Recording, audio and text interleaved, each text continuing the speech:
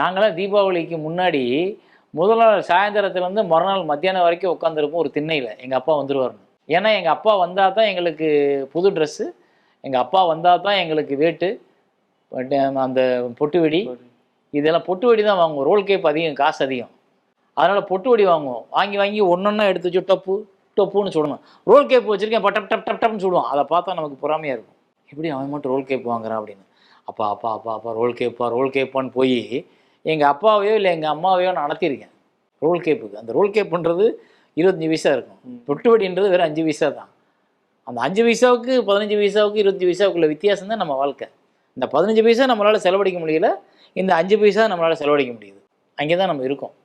So அது என்னோடய வாழ்க்கைக்குள்ளே இருக்குது. நான் கஷ்டப்பட்டதையும் என்னோட ஃபேமிலி கஷ்டப்பட்டதையும் எனக்கு பக்கத்து வீட்லேயும் என்னோட பார்த்த நண்பர்களோட வீட்லேயும் நான் படித்த இடங்களில் பார்த்தவங்களோட சூழ்நிலையும் அந்த எல்லா அப்பாக்களோட கலவை தான் அந்த படம்.